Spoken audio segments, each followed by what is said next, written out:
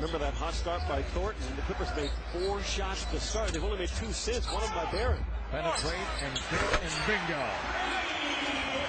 Another thing that Baron Davis does for you. He gets into the heart of the defense, and then he can find people on the outside, or he can finish himself. He's still fiddling with that tape job in the left hand. Well, the Clippers come into the ballgame shooting 23% from three-point range. And I think a large part of it, Ralph, because Barron's not out there. In the preseason, they got open threes because the whole defense would collapse around his penetration. Thornton, the kick, the tap. The three-pointer won't go. Thornton tried to save it.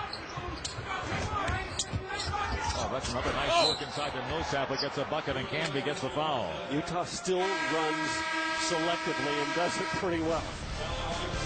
Even though there's no John Stockton or Karl Malone, the Jazz get the hoop. But it's the Clippers who lead it based on this three-pointer. Big Baron Davis, he has changed the game already. And watch this one, little drive and kick, another 3 for the Clippers, who lead it here.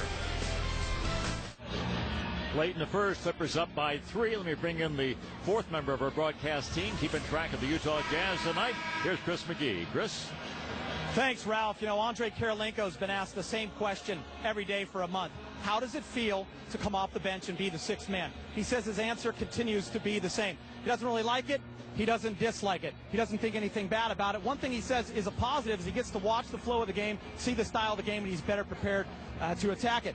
The good news is that Jerry Sloan likes it. Jerry Sloan thinks that he's better fit for the second unit because he brings in a veteran presence, and the ball can run through him. The offense runs through him more, and he's more of a facilitator, and he's better like that. Guys, the bottom line is he's averaging 33 minutes, 20 minutes more than the guy he replaces. I think that's what matters.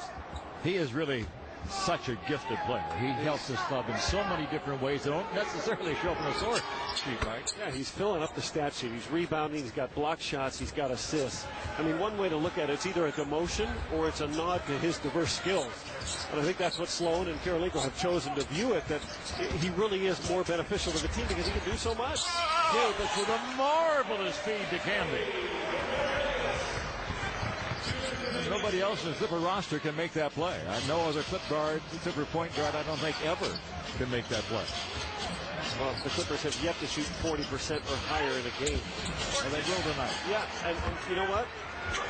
Just the addition of Canby and Barron gives them better shots. They're going to get better looks at the hoop. And right there, Canby changed his first shot as a Clipper. Came looking for the basket, brings it out to Baron Davis. Good fake. He might miss the shot, but that was a good ball flight by Thornton. A good hustle by Mobley and a bad outlet pass. Good job by Al Thornton contesting the shot. Well, that's that rule of verticality that Don McClain was talking about the other game, where they met in midair, but both players were straight up. Don't understand those rules. That's just beyond you much prefer to be horizontal than vertical. You've been talking to Sweet Joe. There's a foul called against the Clippers. It's going to be against Katina Mobley. Mobley gets the foul. When Baron Davis has the ball, I mean, everybody's aware. Look at 3 Jazz players converge, even 4 if you count Kirilenko.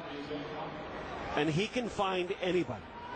Kingman's not an option, but look at Canby, a veteran, knows how to run in, knows Baron might be in trouble. Well, that's just an easy shot. They got no easy shots the other night in Salt Lake City. You got that right. Kirilenko catch and shoot and miss. Good forward. Chris with double-doubles the last 2 games. Double figures in points and rebounds. Good little screen on the fly by Mobley. Barron for 3 more. Way short. And he gambled going for a steal. Brevin Knight is in now, the former Clipper. That's why Brevin was wide open. Baron Davis went for that outlet pass, tried to pick it off. 2-point Clipper lead, 35 seconds to go in the first quarter. Where did this first quarter go? Foul's going to be called on little Brevin Knight. Brevin's first. 33 years old now is Brevin Knight. Jerry Sloan before the ballgame just raved about it.